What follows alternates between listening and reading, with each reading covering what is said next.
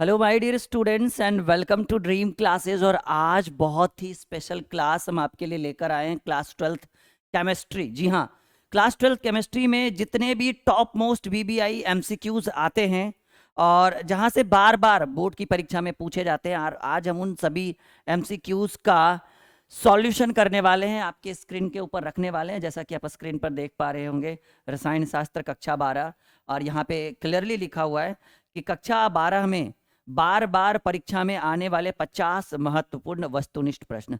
25-25 का 2 क्लास हम करवाने वाले हैं, और ये हमारा चैनल है, टेलीग्राम है, हेल्पलाइन नंबर है। ठीक है, तो आज की क्लास बहुत ही स्पेशल होने वाली है। अगर अच्छा लगे तो लाइक जरूर करिएगा, शेयर जरूर करिएगा, चैनल को सब्सक्राइब करके नीचे टेलीग्राम का लिंक है, हमारे साथ टेलीग्राम पे जुड़िएगा ताकि ये पीडीएफ हम आपके पास पहुंचा पाए, वो भी मुफ्त। ठीक है, तो चलिए शुरुआत करते हैं। अगर ये पीडीएफ आपको चाहिए तो नीचे टेलीग्राम पे व्हाट्सअप कर टेलीग्राम जरूर ज्वाइन करिएगा। टेलीग्राम का लिंक आपके इस वीडियो के डिस्क्रिप्शन में है।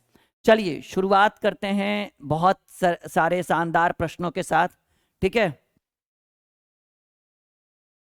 तो जैसा कि आप देख पा रहे हैं क्लास 12th केमिस्ट्री, और ये संपूर्ण किताब का निचोड़ है, ऐसा नहीं कि कोई चैप्टर वाइज हम आपके लिए लेकर आए। पूरे बुक से जितने भी इंपॉर्टेंट क्वेश्चन है क्लास 12th केमिस्ट्री के, वो हम आपके लिए लेकर आए। एक एक कर करके टॉप 50 है। आज 25 कराएंगे, 25 अगले क्लास में, 50 का 2 क्लास होगा। बहुत बेहतर, बहुत ही स्पेशल। निम्नलिखित में से कौन अक्रिस्टलीय ठोस है? जैसा कि आपके स्क्रीन के ऊपर 4 विकल्प हैं। ठीक है, तो हीरा, ग्रेफाइट, कांच। हीरा तो एक क्रिस्टलीय, ठीक है। कौन अक्रिस्टलीय ठोस है? हीरा, ग्रेफाइट, कांच और साधारण नमक। बताइएगा इनमें से कौन अक्रिस्टलीय ठोस है? 4 विकल्प आपके पास है, इनमें से कौन अक्रिस्टलीय ठोस है? जल्दी बताइए, फटाफट उत्तर दीजिए। चलिए, तो आपका सही उत्तर हो जाएगा कांच। ठीक है, जल्दी से कॉपी में नोट कर लीजिए कौन अक्रिस्टलीय ठोस है जी। तो कांच आपका सही उत्तर है। चलिए दूसरे प्रश्न की बात करें। दूसरा प्रश्न जो आपके स्क्रीन के ऊपर आ चुका है, अक्रिस्टलीय ठोस के रूप में किसे जाना जाता है? बताइएगा, अक्रिस्टलीय ठोस के रूप में किसे जाना जाता है? और ये केमिस्ट्री के बिल्कुल हाईलाइटेड प्रश्नों में से एक है जी। बहुत ही सिंपल है लेकिन बार बार परेशान करने वाला प्रश्न है। सिंपल है लेकिन बहुत परेशान करे वाला। अक्रिस्टलीय ठोस के रूप में जाना जाता है, तो अक्रिस्टलीय ठोस के रूप में जाना जाता है झूठा ठोस को। जी हाँ, ये बहुत बेहतरीन सवाल आपके स्क्रीन के ऊपर। ये दूसरा जो सवाल था बहुत ही स्पेशल था, बहुत ही इंपॉर्टेंट था। और तीसरे प्रश्न की बात करें, तीसरा कि क्रिस्टलीय ठोस के लिए निम्नलिखित में से कौन सा सही नहीं है? क्रिस्टलीय ठोस के लिए निम्नलिखित में से कौन सा सही नहीं है? ये हमारा एप्लीकेशन है जो प्ले स्टोर पर मिल जाएगा।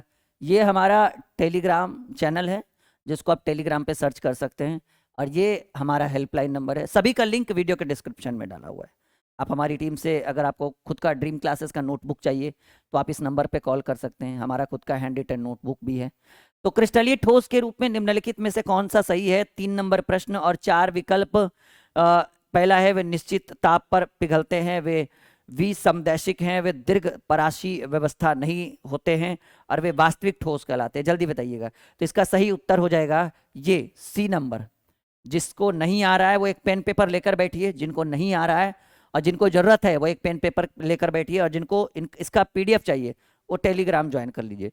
वे, लेकिन उत्तर के लिए तो फिर यहीं पे आना पड़ेगा। वे दीर्घ पराशी व्यवस्था नहीं होते हैं, और 3 का राइट आंसर ये आपका सी हो गया, 3 नंबर का। ठीक है, आगे बढ़े। 4 नंबर प्रश्न, एक सेकेंड, हाँ ये हो गया ना। 4 नंबर, इनमें से कौन गुण क्रिस्टलीय ठोस पदार्थ का नहीं है? जल्दी बताइएगा,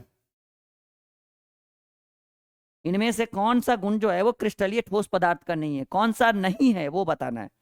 इनमें से कौन सा गुण क्रिस्टलीय ठोस पदार्थ का नहीं है? क्वेश्चन नंबर 4, और 4 विकल्प आपके स्क्रीन के ऊपर। और इसका जो सही आंसर होना चाहिए वो है कि विभिन्न दिशाओं में समान गुण, ये उनका गुण नहीं है। ठीक है, तो 4 का राइट आंसर है। 5वां नंबर सवाल, मूल क्रिस्टल तंत्रों की संख्या। बहुत ही आसान सा सवाल कि सर मूल क्रिस्टल तंत्रों की संख्या 7 होती है। कितनी होती है जी? मूल क्रिस्टल तंत्रों की संख्या 7 होती है। चलिए, और 6ठे सवाल, NaCl जिसको हम लोग सोडियम क्लोराइड बोलते हैं, साधारण नमक, NaCl की संरचना कैसी होती है? 6ठा नंबर सवाल। जल्दी बताइएगा। NaCl क्रिस्टल की संरचना फलक केंद्रित होती है। बी आपका सही उत्तर है। जी हाँ, NaCl क्रिस्टल की संरचना फलक केंद्रित होती है, नो डाउट। ठीक है, कैसी होती है? फलक केंद्रित। घनाकार संरचना में पिंड केंद्रित परमाणुओं की समन्वय संख्या कितनी होती है? ये सभी एक्सपेक्टेड क्वेश्चन है जी। छोटा है, वो कहे ना, कहा गया ना, छोट बड़ा हुआ तो क्या हुआ, जैसे पेड़ खजूर। तो बड़ा होने से जरूरी नहीं कि वो एग्जाम में पूछेगा। छोटा जो है वो बहुत ही हाईलाइटेड है, कई बार पूछा गया है, तो क्यों ना इसको ही देखा जाए। ठीक है, सवाल है घनाकार संरचना में पिंड केंद्रित परमाणुओं की समन्वय संख्या। तो सर जी, इसकी समन्वय संख्या 8 होती है, और 7 नंबर क्वेश्चन का सही उत्तर ये हुआ। ठीक है, घनाकार संरचना में पिंड केंद्रित परमाणुओं की समन्वय संख्या 8 होती है। 8वें प्रश्न की ओर, किस रवा में बिंदु डिफेक्ट उसके घनत्व को घटा देता है?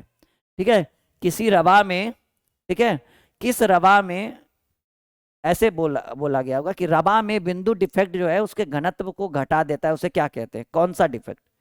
किसी रवा में, किस नहीं होना चाहिए, किसी रवा में बिंदु डिफेक्ट जो है उसके डेंसिटी को कम कर देता है, घटा देता है, उसे कौन सा डिफेक्ट कहेंगे? शॉर्टकी डिफेक्ट, स्कॉटी नहीं होना चाहिए, शॉर्टकी होना चाहिए, फ्रैंकल, दोनों या इनमें से कोई नहीं। 8 नंबर सवाल। ठीक है, ये गलत लिखा हुआ है, आप शॉर्टकी रखिएगा। ठीक है, सही ढंग से इसको बना लीजिएगा। और 8 का सही उत्तर यही हुआ, 8 का A is the right answer of this question. यहां तक कोई दिक्कत किसी को नहीं। 9वें नंबर प्रश्न की बात करें, निम्न में से कौन एक अवरोधक है? ग्रेफाइट, एल्युमिनियम, डायमंड या सिलिकॉन? क्वेश्चन नंबर 9, कौन एक ग्रेफ अवरोधक है? बताइए, डायमंड यानी हीरा। निम्नलिखित में से कौन एक अवरोधक है? सी आपका जो है डायमंड, ये आपका सही उत्तर है। इनमें से कौन एक अवरोधक है? डायमंड। चलिए 10वें प्रश्न की, ग्रेफाइट का संरचना कैसा होता है? टेट्राहाइड्रेल, ऑक्टाहेड्रेल, हेक्सागोनल या क्यूबिक? 4 विकल्प। ग्रेफाइट की संरचना जो है वो किस तरह से होती है? 10 नंबर सवाल। ग्रेफाइट की संरचना, जल्दी बताइएगा। ग्रेफाइट की संरचना, भाई ग्रेफाइट की संरचना जो होती है वो हेक्सागोनल होगा। क्या क्या होगा जी? हेक्सागोनल। ग्रेफाइट की संरचना हेक्सागोनल। चलिए अगले प्रश्न की ओर आते हैं। क्रिस्टल जालक में प्रति परमाणु अष्टफलक त्रिक्तियों की संख्या कितनी होती है? 11वां सवाल, जल्दी बताइएगा। क्रिस्टल जालक में प्रति परमाणु अष्टफलक रिक्तियों की संख्या। 11वां सवाल, सही उत्तर कि सर अष्टफलक रिक्तियां 2 होती है। इस प्रश्न का सही उत्तर यही हो गया। क्रिस्टल जालक में प्रति परमाणु अष्टफलक रिक्तियों की संख्या 2 होगी। चलिए 12वें प्रश्न की ओर, सामान्य ताप एवं दाब पर किसी गैस के 1 मोल का आयतन, ये हाईलाइटेड सवाल है, कई बार आपने इसको देखा होगा, 22.4 लीटर। ये बार बार इसको दोहराने की जरूरत नहीं है। सामान्य ताप एवं दाब पर किसी गैस के 1 मोल का आयतन 22.4 लीटर होता है। मोलरता के मोलरता को व्यक्त किया जाता है किसमें? बताइए, मोलरता को व्यक्त किया जाता है। 13वां सवाल, 4 विकल्प आपके स्क्रीन के ऊपर की मोलरता को हम व्यक्त करेंगे। ग्राम प्रति लीटर, लीटर प्रति मोल, मोल प्रति लीटर या मोल प्रति 1000? This is the right answer. मोलरता, मोल प्रति लीटर। 13 का राइट आंसर सी हो गया। 14 नंबर, निम्नलिखित में से किस 0.1 m बिलियन का हिमांक न्यूनतम होता है? किस 0.1 m बिलियन का हिमांक न्यूनतम होगा? Potassium sulphate, sodium chloride, urea या ग्लूकोज? 14 नंबर सवाल, 4 विकल्प आपके स्क्रीन के ऊपर। किसका हिमांक सबसे कम होता है? ये सही उत्तर होगा पोटेशियम सल्फेट। इसका जो है वो उत्तर बिल्कुल हिमांक जो है वो न्यूनतम होता है। चलिए 15वें, किसका क्वथनांक एक वायुमंडलीय, या वायुमंडल नहीं, एक वायुमंडलीय दाब पर सबसे अधिक, यहां पर वायुमंडलीय लिख लीजिएगा, कॉपी में नोट जरूर करिएगा। किसका क्वथनांक एक वायुमंडलीय दाब पर सबसे उच्च होता है, सबसे अधिक होता है? किसका क्वथनांक एक वायुमंडलीय दाब पर सबसे अधिक होता है? जल्दी बताइएगा, याद रखिएगा इसका सही उत्तर होगा 0.1 m BaCl2। This is the right answer of this question. Copy में नोट करिए, सभी एक्सपेक्टेड संभावित प्रश्न है बोर्ड के एग्जाम के लिए, ठीक है। 16वें प्रश्न की ओर, वाष्प घनत्व का आपेक्षिक अवनमन किसके समानुपाती होता है? वाष्प घनत्व का आपेक्षिक अवनमन जो है वो किसके समानुपाती होता है? 16वां सवाल, ठीक है।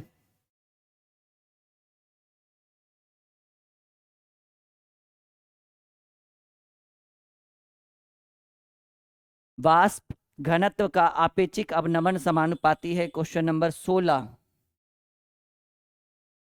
ये हो जाएगा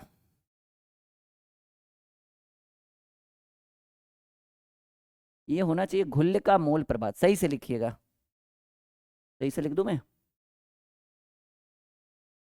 घुल्ल का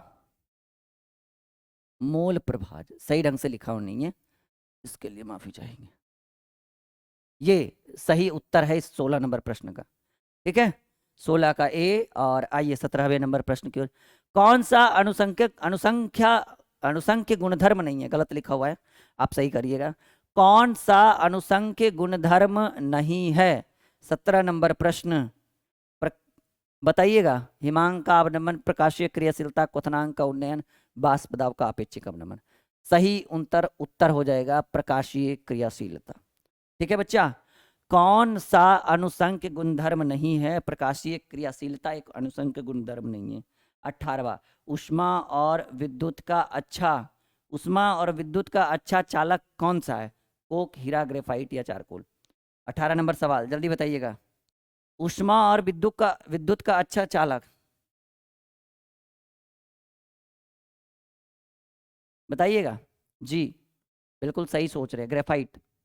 उष्मा और विद्युत का अच्छा चालक ग्रेफाइट। 19 नंबर, विद्युत अपघट्य का उपयोग होता है विद्युत शोधन में, विद्युत लेपन में, दोनों में कोई नहीं। 19 नंबर क्वेश्चन, जल्दी बताइएगा। विद्युत अपघटन का उपयोग होता है, सही उत्तर होगा कि विद्युत शोधन और विद्युत लेपन दोनों में इसका प्रयोग कर लेते हैं हम, इसलिए 19 का सही उत्तर 3 हो जाएगा। विद्युत अपघट्य का उदाहरण है चीनी, सोडियम एसीटेट, यूरिया या बेंजीन। क्वेश्चन नंबर 20 बताइएगा। विद्युत अपघट्य का उदाहरण है, जी हाँ, सोडियम एसीटेट। जो आप सोच रहे हैं बिल्कुल सही उत्तर है, विद्युत अपघट्य का उदाहरण है सोडियम एसीटेट। आइए 21वें नंबर प्रश्न की ओर, इनमें से कौन विद्युत का सुचालक नहीं है? क्वेश्चन नंबर 21, जल्दी बताइएगा। 4 विकल्प आपके स्क्रीन के ऊपर है, कौन विद्युत का सुचालक नहीं है? जी हाँ बिल्कुल, अगर आप ए सोच रहे हैं तो बिल्कुल सही है। द्रवित NaCl, अच्छा दोनों तो एक ही हो गया, नहीं कोई बात नहीं। द्रवित NaCl, ये दोनों सही उत्तर हो जाएगा क्योंकि ऑप्शन दोनों चेंज नहीं हुआ है बाय मिस्टेक। द्रवित NaCl। 22वें नंबर प्रश्न की ओर, कौन सा हाइड्रोजन अम्ल सबसे प्रबल अपचायक नहीं उपचायक होता है? बताइएगा। बहुत बेहतरीन बेहतरीन सवाल हम आपके लिए लेकर आए, वो भी खुद से टाइप करवा के और खुद से मेहनत करके। निम्नलिखित में से कौन सा हाइड्रोजन अम्ल सबसे प्रबल उपचायक या अपचायक, अपचायक नहीं उपचायक ही होना चाहिए, बताइएगा कौन सा होता है? क्वेश्चन नंबर 22, 4 विकल्प आपके स्क्रीन के ऊपर, ठीक है। तो ये आपका HI, ये सही आंसर हो जाएगा 22 का C, ठीक है। 23 नंबर प्रश्न की बात करें, जंग लगने से बचने के लिए धातु ऑक्साइड का बचाव सतह बनता है, कौन सा? जंग लगने से बचने के लिए धातु जो है, कौन सा धातु जो है वो ऑक्साइड का बचाव सतह बनाता है? कौन सा धातु बनाएगा जी जंग लगने से बचने के लिए? जी हाँ, एल्यूमिनियम बनाएगा ये, ठीक है। 23 का D। 24 नंबर, द्रवित सोडियम क्लोराइड के विद्युत अपघट्य में कैथोड पर मुक्त होगा, बताइएगा। द्रवित सोडियम क्लोराइड के विद्युत अपघट्य से कैथोड पर मुक्त होगा सोडियम, जिसको हम Na कहते हैं। और 25 नंबर क्वेश्चन, फैराडे का विद्युत विच्छेदन का दूसरा नियम किससे संबंधित है? बहुत बेहतरीन सवाल। फैराडे के विद्युत विच्छेदन का द्वितीय नियम विद्युत अपघट्य के समतुल्य भार से संबंधित है। और आप इस नंबर पर एक बार कॉल जरूर करिएगा अगर आपको हमारा हैंड रिटन नोट्स चाहिए, physics, chemistry, bio, math, Hindi, English, साथ ही साथ आर्ट्स का भी, 10th का भी, 11th का भी, सब अवेलेबल है हमारे पास। हैंड रिटन खुद से इस तरह से हम लोग यहाँ पर लिखते हैं, अपना PDF बना के तैयार करते हैं, आप देख पा रहे होगे इस तरह से, ये हैंड रिटन नोट्स है, ये हमारा खुद का लिखा हुआ नोट्स है। आप एक बार मिलिए इनसे, इसका डेमो आप देख सकते हैं इस नंबर पे, वो जो नंबर है ना उस पर आप व्हाट्सअप करिएगा, कहिएगा सर डेमो दे दो मुझे, तो हमारी टीम जरूर डेमो भेज देगी आपको, ठीक है। फिर आपको लेना नहीं लेना वो आपके ऊपर डिपेंड करता है, लेकिन डेमो आपको मिल जाएगा और बहुत इंपॉर्टेंट भी है, एक बार ट्राई करके देखिए, बहुत मजा आने वाला है, ठीक है। तो आज का क्लास यहीं पे, आई होप कि ये आपके लिए बहुत स्पेशल रहा होगा। ओके, मिलते हैं अगले क्लास में और 25 ऑब्जेक्टिव को लेकर, क्योंकि 50 का है ये ना PDF। Okay, bye bye, take care, best of luck.